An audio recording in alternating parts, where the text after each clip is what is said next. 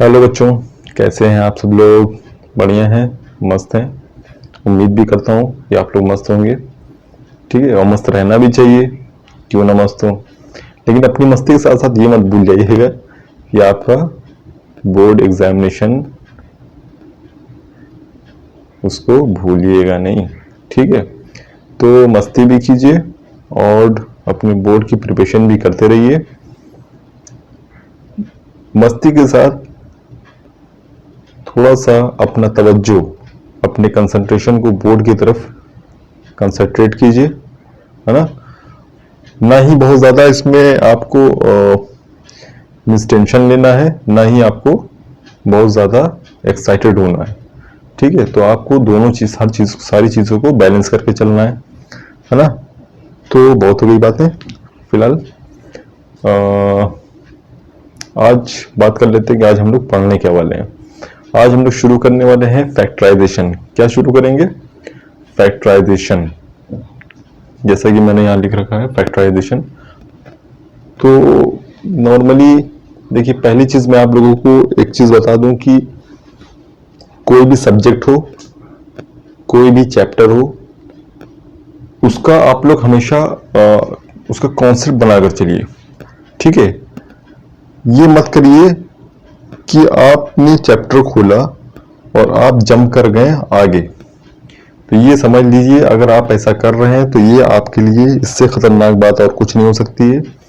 ठीक है, खासकर मैं मैथमेटिक्स की बात करूं, मैथमेटिक्स में जब आप किसी चैप्टर को ओपन कर रहे हैं, ठीक है, तो बेसिकली उस चैप्टर का मीनिंग क्या है, उस चैप्टर के अंदर टर्म्स क्या है, उस चैप्टर के अंदर टर्म्स कैसे जनरेट हो रहे हैं, उसके अंदर टर्म्स क्या है, उसके नोमेनक्लेचर क्या है, वो कैसे निकल कर आ रहे हैं। ठीक है, अगर आपने इन चीजों पर गौर कर लिया तो आप अपने प्रॉब्लम्स को इजीली निकाल ले जाएंगे। अदरवाइज आपको बहुत कॉम्प्लिकेशन सिर्फ इसीलिए होती है क्योंकि आपको बेसिक नॉलेज नहीं होती है। अगर आपने अपना बेसिक क्लियर कर लिया, आपने अपने बेसिक को मजबूत कर लिया, आपने अगर अपनी जड़ को मजबूत कर ली, तो फिर आपकी जो पेड़ की पत्तियां होंगी वो हरी भरी होंगी। ठीक है, तो बेसिकली मेरा कहना यह है कि आप लोग कॉन्सेप्ट तो बनाइए किसी भी चैप्टर में। उसके अंदर क्या नॉर्मल थिंग्स हैं, क्या उसमें जो है स्टार्टअप है, ठीक है, उसके अंदर क्या क्या चीजें हैं, उन सबको अगर आप मजबूत कर लेंगे तो आपको प्रॉब्लम में थोड़ी बहुत कॉम्प्लिकेशन जो मिलेगी, अदरवाइज कॉम्प्लिकेशन होने वाली नहीं है अगर आप नॉर्मल सारी चीजों को देख लेंगे तो। ठीक है, तो चलिए, इतनी बात हो गई तो हम लोग फैक्टराइजेशन शुरू करते हैं। ठीक है, और अच्छे से नोट्स लेकर बैठिएगा। ठीक है, अपने पास, और जहां समझ में नहीं आए, ठीक है, उसको आप मेरे को कमेंट कीजिएगा। ठीक है, उसका मैं कुछ ना कुछ आपको रिप्लाई करने की पूरी कोशिश करूंगा। ठीक है, और नोट्स लेकर बैठिए। मेरी कोशिश यही है कि आपको ज्यादा से ज्यादा चीजें क्लियर हो जाएं, आपको आपके डाउट्स जो हैं वो खत्म हो जाएं। ठीक है, चलिए हम लोग शुरू करते हैं फैक्टराइजेशन। हम फैक्टराइजेशन के अंदर आज पॉलिनोमियल क्या होता है, ठीक है, पॉलिनोमियल बनता कैसे है, ये पॉलिनोमियल डिजाइन कैसे होता है, कैसे बनता है, उसके अंदर क्या क्या टर्म्स होते हैं, ठीक है, क्या क्या टर्म्स होते हैं पॉलिनोमियल के अंदर, और उसके कुछ केसेस, जो छोटे मोटे केसेस होते हैं वो क्या होते हैं। इन सब चीजों को आज हम लोग पॉलिनोमियल के अंदर आज देख लेंगे, फिर उसके बाद फिर धीरे धीरे आगे बढ़ेंगे, है ना। तो अभी इन चीजों को आज देख लेते हैं, फिर हम लोग आगे के स्टेप पर जाएंगे। तो हमको क्या करना है, पहले बेस को मजबूत करना है। तो आज हम लोग पहले अपने बेस को मजबूत करेंगे, फिर हम लोग आगे बढ़ेंगे। चलिए, पहली चीज पॉलिनोमियल क्या होता है। पॉलिनोमियल देखिए, कुछ एक्सप्रेशन होता है इस तरीके का, ए नॉट एक्स की power n plus a one x की पावर एन माइनस वन। मतलब ये क्या है आपका, देखिए यहाँ पर जो पावर है वो डिक्रीज हो रही, पहले एन थी, फिर उसमें से वन माइनस हो गया, फिर ए टू एक्स की पावर एन माइनस टू, फिर टू माइनस हो गया, मीन्स डिक्रीज होती आ रही है। डिक्रीज होते होते क्या होगा, ये पावर आपकी बन जाएगी सिर्फ वन, 1 हो जाएगी तो उसको पावर को लिखा नहीं जाता है, ठीक है। डिग्री होते होते ये 1 पर आ जाएगी, फिर 0 हो जाएगी तो यहाँ पर क्या बचेगा, सॉरी ये +1, सिर्फ 1 बचेगा, ठीक है। मीन्स यहाँ पर सिर्फ एक टर्म बचेगा, मीन्स ये हट जाएगा जब इसकी पावर 0 होगी, तो सिर्फ यहाँ पर क्या बचेगा, ये टर्म, ठीक है। अच्छा देखिए, अब इसमें ये क्या है, एक एक्सप्रेशन लिखी हुई है। ये क्या लिखी हुई है, एक एक्सप्रेशन।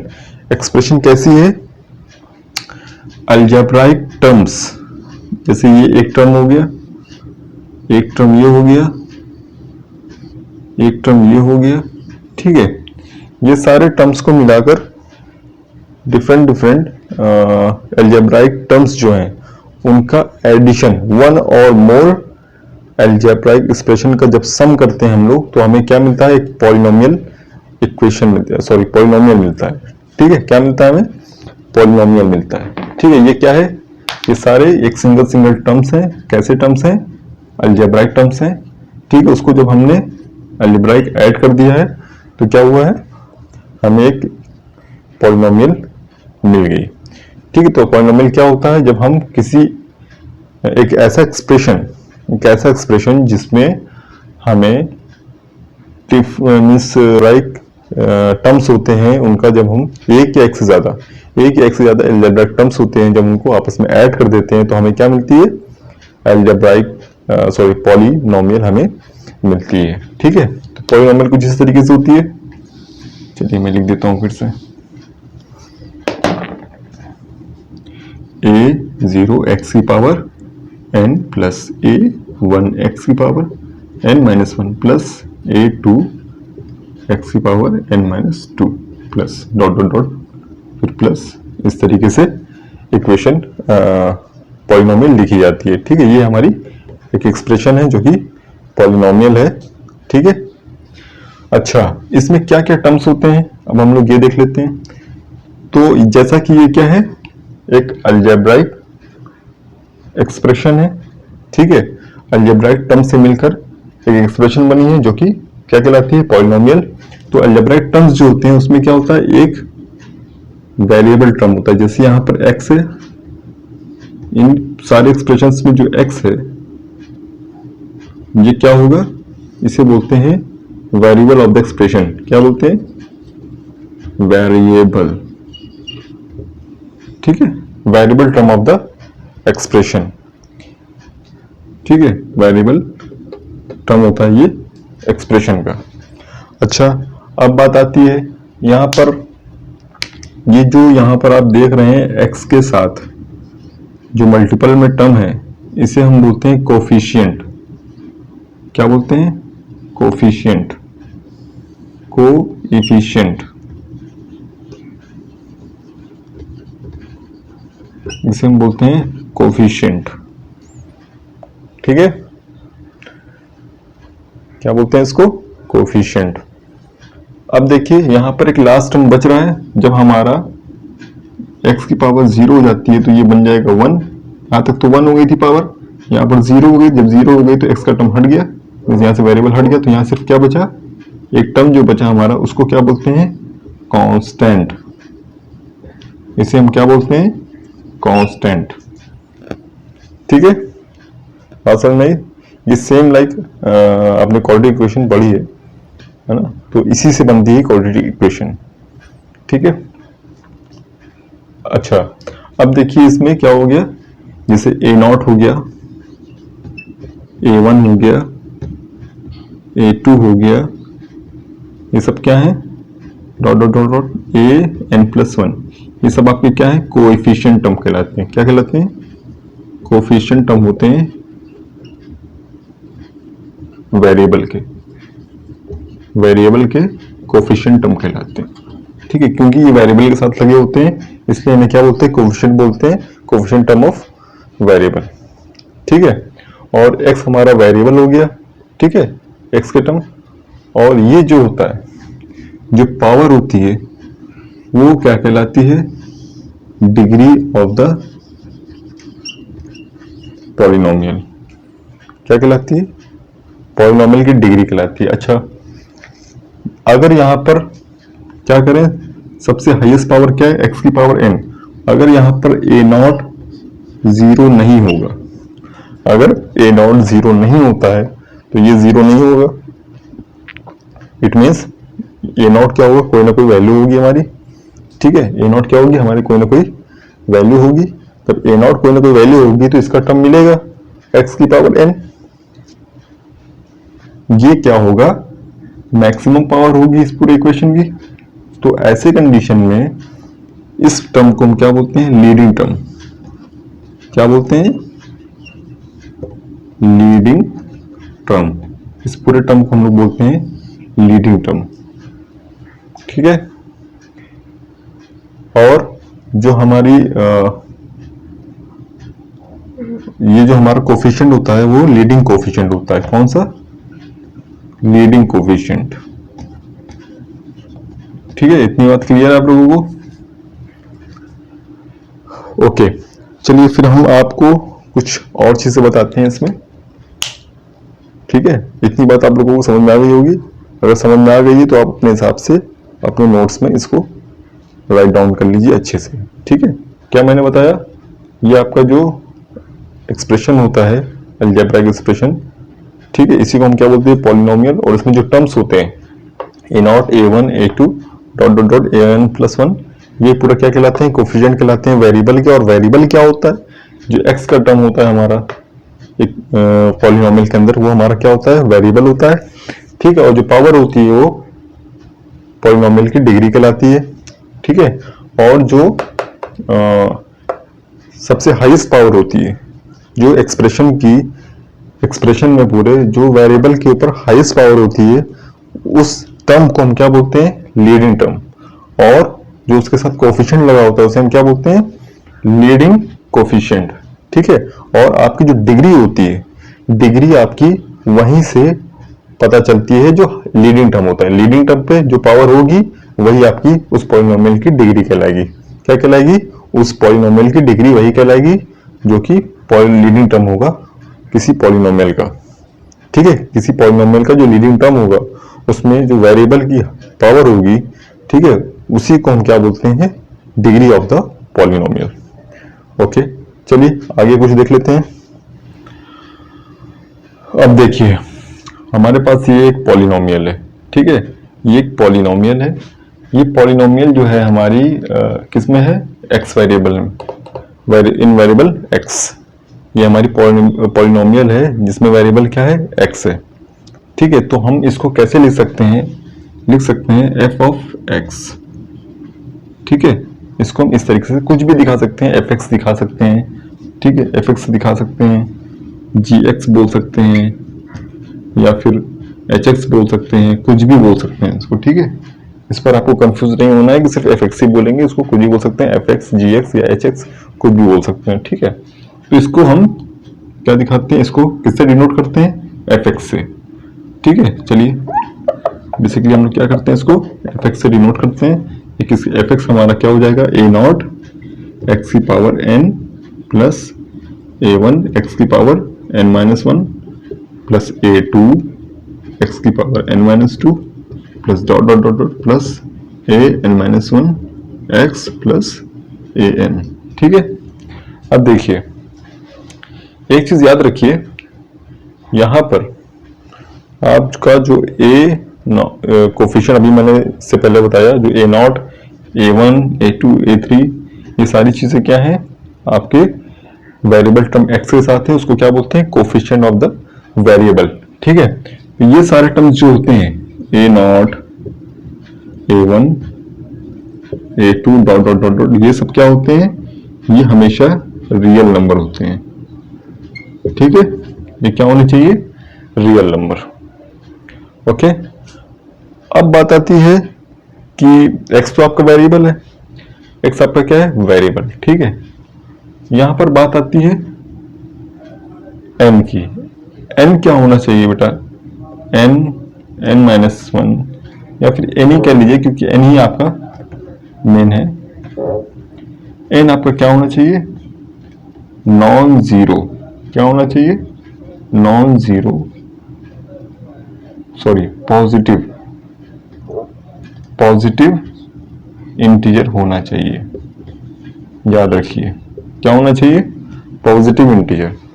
ठीक है, एन आपका क्या होना चाहिए, जो कि पावर है, डिग्री आपकी क्या होनी चाहिए, इंटीजर होनी चाहिए, पॉजिटिव इंटीजर।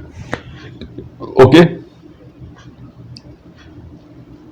अब बात करते हैं हम लोग, ये मैंने आपको बता दिया कि कोफिशिएंट कहलाते हैं, ये डिग्री होती है। ठीक है, जो पर ए नॉट जीरो है और हाईएस्ट पावर जिस वेरिएबल की होगी उसे हम क्या बोलते हैं, लीडिंग टर्म। वो टर्म हमारा क्या होता है, लीडिंग टर्म। और जो कोफिशिएंट होती है वो लीडिंग कोफिशिएंट होती है, और उसी की जो डिग्री होती है उसी को बोलते हैं डिग्री ऑफ पॉलिनोमियल। मीन्स उसकी जो पावर होगी उसी को डिग्री बोलते हैं। जैसे एन है तो एन क्या होगी, डिग्री होगी किसकी, पॉलिनोमियल। इस पूरी एक्सप्रेशन की डिग्री एन होगी, डिग्री ऑफ पॉलिनोमियल एन। अच्छा, अब बात कर लेते हैं कुछ और चीजें।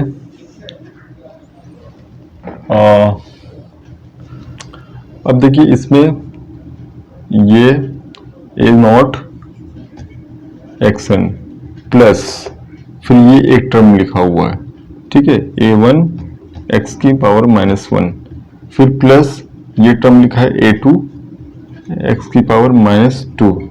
ये सब क्या है, ये सब एक सिंगल टर्म है, वो ऐड हुए हैं। तो इन सारे टर्म्स को क्या बोलते हैं, terms of the polynomial, terms of the polynomial. ठीक है, इन सबको क्या बोलते हैं, टर्म्स ऑफ द पॉलिनोमियल। ठीक है, इतनी बात क्लियर है आप लोगों को। अब बात कर लेते हैं, अच्छा अब एक चीज और देख लीजिए इसमें, क्या कि मान लीजिए आपके ये सारे जो कोफिशिएंट टर्म है, ठीक है, ये सारे जो कोफिशिएंट टर्म है ये आपके हो गए क्या, zero. A naught, a one, a two, dot dot dot a n, ये सब आपके अगर क्या हो गए, जीरो। अगर ये सारे टर्म जीरो हो जाते हैं तब क्या होगा, तब सब इसमें क्या करेंगे, आप देखेंगे कि ए नॉट जीरो, ये टर्म जीरो, ए वन जीरो, तो मल्टीप्लाई में है सब, ये पूरा टर्म जीरो, ये जीरो, पूरा जीरो। उस कंडीशन में आपकी पॉलिनोमियल क्या होगी, जीरो पॉलिनोमियल। मींस यहाँ सारे टर्म आपके जीरो हो जाएंगे, तो जो आपकी एफ एक्स होगा वो क्या बन जाएगा, जीरो। मतलब पॉलिनोमियल आपकी क्या हो जाएगी, जीरो।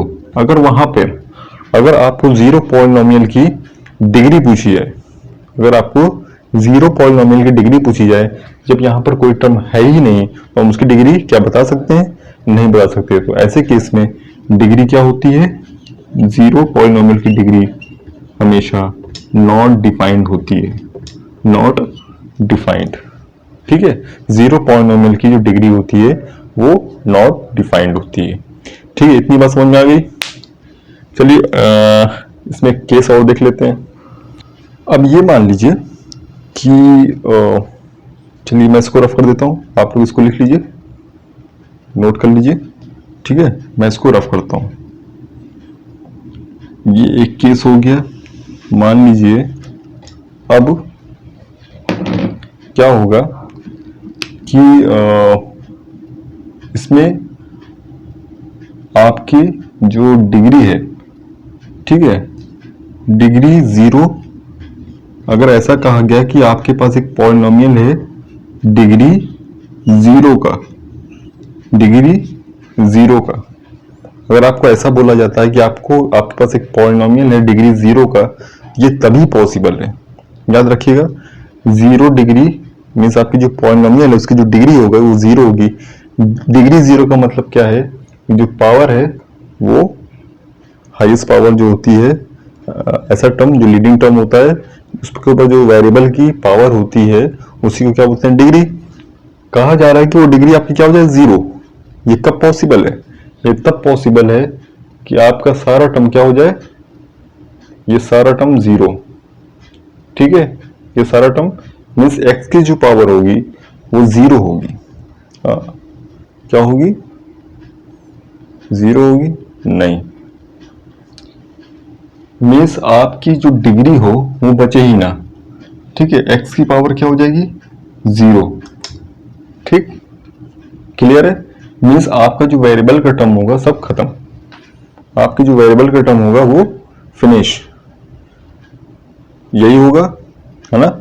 जीरो डिग्री का मतलब है कि एक्स की पावर जीरो, जीरो x की पावर 0 में किसी की पावर 0, इट मीन्स वो वैल्यू हो गई 1, मीन्स वेरिएबल का टर्म आपका एक्सप्रेशन से फिनिश। तो जब एक्सप्रेशन x का टर्म, वेरिएबल का टर्म आपका एक्सप्रेशन से फिनिश हो गया, तो उसमें सिर्फ क्या बचेगा, कांस्टेंट टर्म। और भी कुछ कांस्टेंट हो सकते हैं, ठीक है। ये तभी पॉसिबल है, ये डिग्री 0 की जो पॉलिनोमियल होगी वो तभी पॉसिबल है जब कोई f(x) हमारा कांस्टेंट के इक्वल हो, ठीक है। मीन्स कोई कांस्टेंट टर्म अवेलेबल हो सकता है, कोई कांस्टेंट टर्म अवेलेबल हो सकता है, बट जो डिग्री होगी वो 0 होगी, ठीक है। तो डिग्री 0 तभी पॉसिबल है जब f(x) जो आपका पॉलिनोमियल है वो किसी एक कांस्टेंट के इक्वल हो जाए, ठीक है। तो हम इसको कैसे शो करते हैं, f(x) c, नॉर्मली हम इसको ऐसे शो कर देते हैं कि जो f(x) होगा वो किसी एक कांस्टेंट के इक्वल होगा, ठीक है। एक टर्म ये हो गया। तो याद रखिएगा, कभी भी पूछ सकता है कि डिग्री 0, अगर डिग्री 0 है क्या ये पॉसिबल है कि किसी पॉलिनोमियल की डिग्री 0 हो सकती है, तो हाँ हो सकती है, बट उसके लिए एक रीजन होना लाजिम है, जरूरी है कि जो f(x) होना चाहिए वो कांस्टेंट के इक्वल होना चाहिए। अगर कांस्टेंट भी 0 है तो कांस्टेंट टर्म भी 0 हो गया, तो वो आपकी कैसी इक्वेशन बन जाएगी, कैसी पॉलिनोमियल बन जाएगी, सॉरी, वो पॉलिनोमियल आपकी बन जाएगी 0 पॉलिनोमियल, ठीक है, जिसकी डिग्री नॉट डिफाइंड होती है, ठीक है। इसके पहले हमने वही केस पढ़ा, ठीक है। तो जिसकी डिग्री नॉन डिफाइंड, उसमें फंक्शन क्या हो जाएगा, मतलब f(x) पॉलिनोमियल क्या हो जाएगा, वो हो जाएगा आपका इनडेफिनिट। और जिसमें डिग्री 0 है उसमें क्या हो जाएगी, पॉलिनोमियल कांस्टेंट के इक्वल हो जाएगी, ठीक है। इतनी बात क्लियर हो गई है। चलिए कुछ टर्म्स छोटे मोटे और हैं वो देख लेते हैं, फिर इस टॉपिक को यहीं फिनिश करते हैं, फिर उसके आगे हम लोग नेक्स्ट टॉपिक को नेक्स्ट वीडियो में देखेंगे, ठीक है। मजा आ रहा है, ठीक है, बहुत ईजी है। हाँ एक चीज है, इसीलिए मैंने आपको बोला कि थोड़ा सा पुशअप कीजिए अपने आप को, छोटे छोटे टर्म्स जो हैं उनको समझने की कोशिश कीजिए। ये सारी चीजें देख के आप कंफ्यूजन हो रही कि सर होता है ऐसा, नॉर्मली होता है ऐसा, बच्चे मुझसे बोलते हैं कि सर ये क्या है, ठीक है, x1 x2 ये सब सारी चीजें क्या समझ में नहीं आई, तो मैं आपको बता दूं।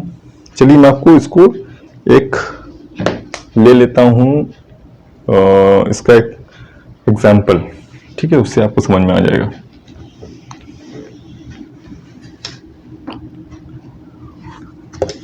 इसका मैं एग्जाम्पल से आपको समझाता हूं। एग्जाम्पल देख लीजिए, ये रहा इसका एक एग्जाम्पल। जैसे मान लीजिए आपके पास एक टर्म है 2x की power 4 plus 3x² plus 5x plus 9 equals to 0। ये एक पॉलिनोमियल आपकी लिखी हुई है आपके सामने।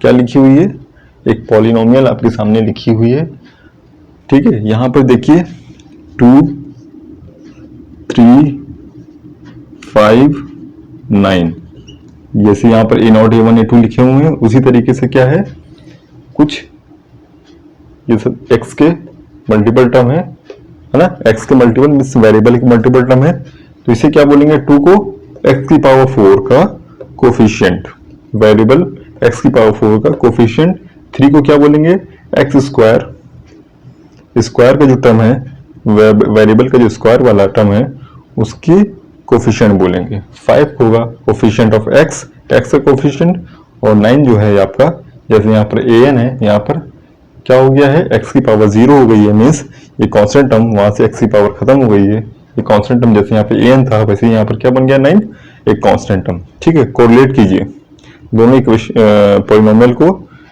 कोरिलेट कीजिए। ये अब मैं इक्वल टू 0 भी नहीं लिखता हूँ, ठीक है, क्योंकि इक्वेशन बन जाएगी ये, ठीक है। ये अभी आपके पास पॉलिनोमियल लिखी हुई है, ठीक है। अब यहाँ पर देखिए मैंने आपको क्या बताया था, अगर पूरी पॉलिनोमियल में जो सबसे हाईएस्ट पावर होगी x की, वेरिएबल की जो ऐसा टर्म जिस पर जिसकी वेरिएबल के ऊपर सबसे हाईएस्ट पावर होगी वो लीडिंग टर्म होता है। यहाँ पर लीडिंग टर्म क्या है, 2x की पावर 4, लीडिंग टर्म इसमें क्या है, इस एक्सप्रेशन में 2x की पावर 4। जब 2x की पावर 4 है तो लीडिंग टर्म के ऊपर में जो वेरिएबल के ऊपर पावर होती है वही क्या होती है, उस पॉलिनोमियल की डिग्री। इस पूरे पॉलिनोमियल की जो मैंने लिखा है, इस पूरे पॉलिनोमियल की डिग्री क्या होगी, डिग्री होगी आपकी 4, क्योंकि पावर कितनी है, हाईएस्ट पावर 4। ठीक है, हाईएस्ट पावर वाला टर्म क्या होता है, लीडिंग टर्म होता है। ठीक है, उसको मैंने लिख दिया 2x power 4 is the leading term of the polynomial of the given polynomial. और क्या है, 4 क्या है, highest degree, means highest power है, तो इसकी इस पॉलिनोमियल की जो डिग्री होगी वो क्या होगी, 4। ठीक है, क्लियर है इतनी बात, you got it very well. Okay, now ये आपको मैंने एक इसीलिए एग्जांपल लेकर समझाया ताकि आपको ये थोड़ा सा क्लियर हो जाए, है ना, कि ये क्या एक्चुअली है क्या। ठीक है, सारी चीजें एक एक टर्म्स भी इससे मैंने आपको समझा दिए कि जो x के साथ लगा हुआ है कोफिशिएंट है उस वेरिएबल टर्म का। ठीक है, जैसे यहाँ पे x की पावर 4 का कोफिशिएंट 2 है, x स्क्वायर का कोफिशिएंट 3 है, x का कोफिशिएंट 9 है, जैसे मैंने यहाँ पर आपको समझाया था। ठीक है, अब यहाँ पर देखिए पावर घटती हुई क्रम में घटती हुई जा रही है, डिक्रीजिंग ऑर्डर में चलती जा रही है। पूरे एक्सप्रेशन में क्या होता है, जो हाईएस्ट पावर होती है सबसे पहले होती है, उसके बाद पावर डिक्रीज होते हुए जाती है। यहाँ पर पावर खत्म हो जाती है, टर्म ही खत्म हो जाता है वेरिएबल का, वो टर्म कैसा होता है, कांस्टेंट टर्म। ठीक है, और डिक्रीजिंग ऑर्डर में पावर चलती है। पॉसिबली x की पावर जो थी, यहाँ पर देखिए 4 के बाद सीधा 2 आ गया, तो x की पावर 3 मीन्स 3 का क्यूब वो गायब है, सॉरी x का क्यूब गायब है। इट मीन्स जो x का क्यूब, x की पावर 3 वाला टर्म रहा होगा, उसमें जो उसका कोफिशिएंट होगा वो 0 हो गया होगा, इसीलिए वो टर्म यहाँ पर नहीं है। ठीक है, क्या हुआ होगा, x की जो क्यूब थी उसका जो कोफिशिएंट वाला टर्म होगा, ठीक है, वो 0 हो गया होगा, तो 0 मल्टीप्लाइड बाई x की पावर 3, तो वो टर्म कितना हो गया, 0, इसलिए वो टर्म यहाँ पर नहीं आया। ठीक है, तो ये आपको क्लियर हो गई होगी बात। अब हम लोग कुछ और चीजें छोटी मोटी इसमें देख लेते हैं, फिर कहानी यहीं पर समाप्त करते हैं।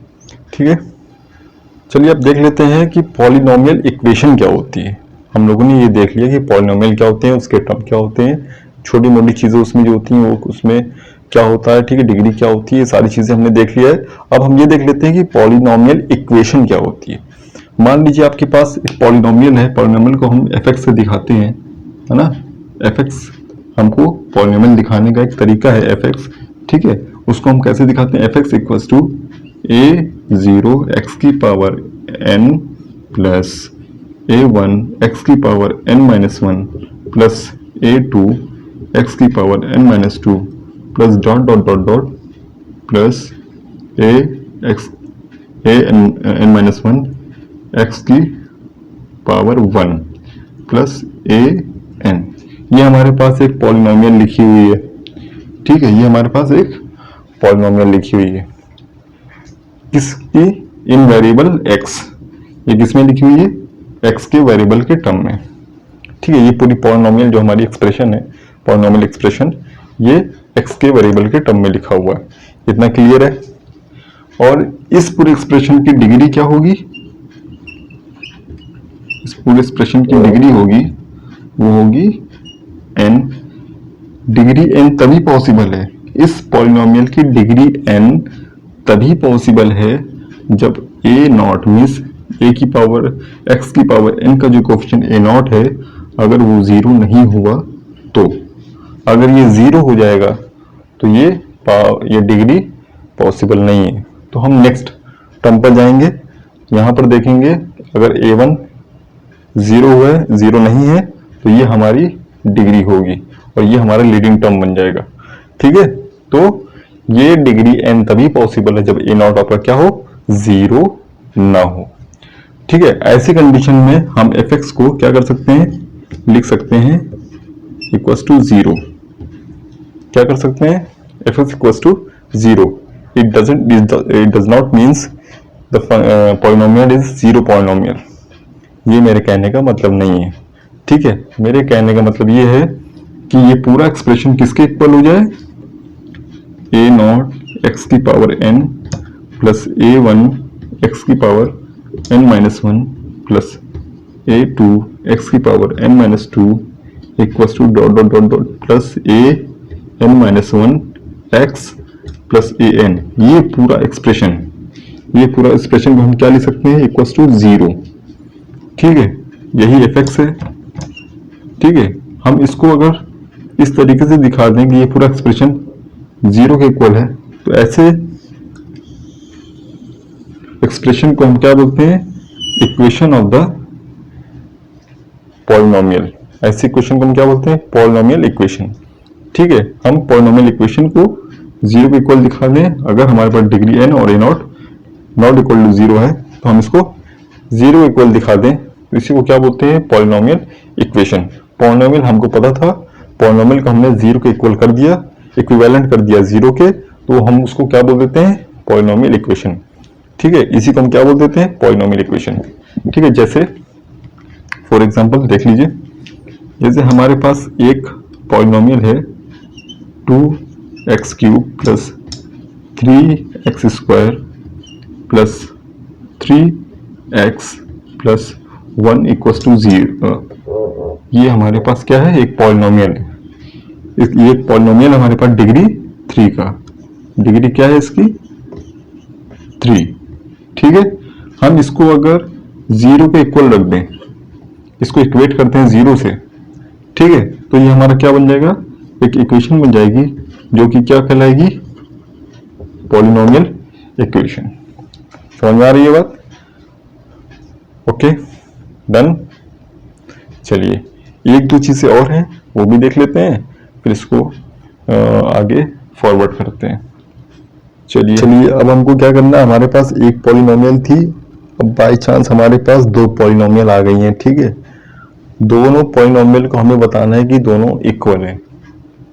ठीक है, पहले हम पॉलिनोमियल लिख लेते हैं दोनों, उसके बाद फिर डिस्कस करते हैं कि कैसे पॉसिबल है। ठीक है, पहला मान लीजिए एक हमारे पास पॉलिनोमियल है एफ एक्स, जो कि क्या है, ए की पावर 0 एक्स की power n plus a1 x की power n minus 1 plus dot dot dot dot plus a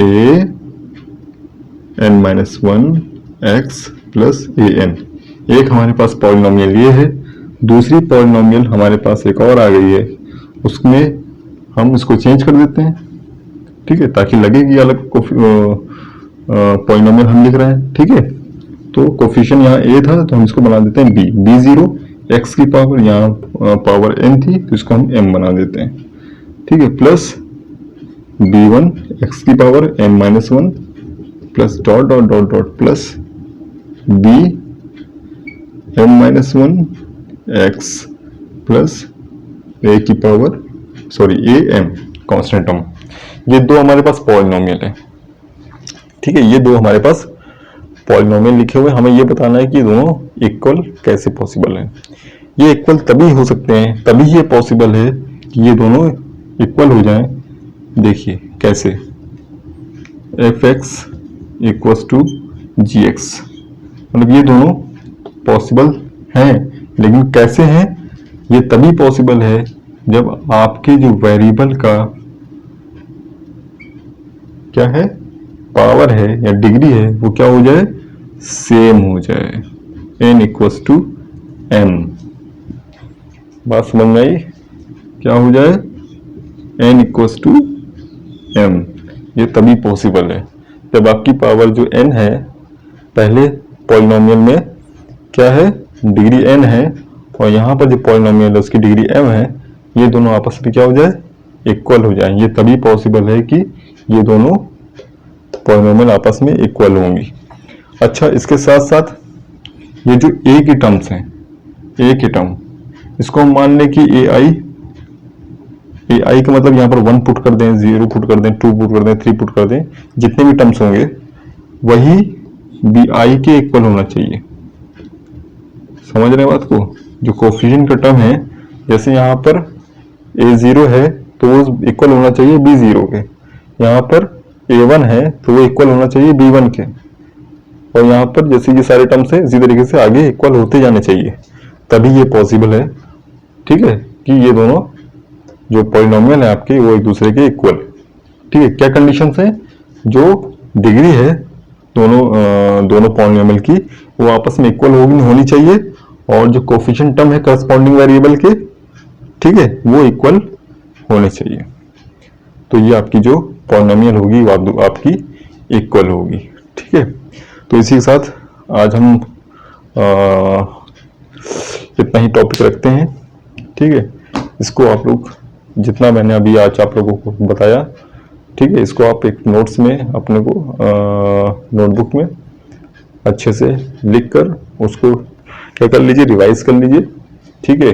और जो चीज़ें समझ में ना आए आप मुझे कमेंट कीजिए, मैं उसको नेक्स्ट वीडियो में और अच्छे से आपको समझाने की कोशिश करूंगा, आपके डाउट को क्लियर करने की कोशिश करूंगा, ठीक है। बाकी इसके आगे की जो टॉपिक्स हैं, ठीक है, अब इसका जो स्टैंडर्ड थोड़ा सा ऊपर आएगा, ठीक है, उसको हम लोग नेक्स्ट वीडियो में देखेंगे। इसको आप लोग तब तक बिल्कुल क्लियर कर लीजिए, ठीक है, कि बेसिक होती क्या चीज़ें, पॉलिनोमियल क्या होता है हमारा, पॉलिनोमियल के टर्म्स क्या होते हैं, ठीक है, पॉलिनोमियल इक्वेशन क्या होती है, ओके। और हमारा अगर दो पॉलिनोमियल है हम उसको इक्वल कब लिख सकते हैं, ठीक है। इतनी चीज़ें आप लोग क्लियर कर लीजिए, फिर हम लोग नेक्स्ट वीडियो में मिलते हैं। तब तक के लिए शब खैर, टाटा, बाय बाय।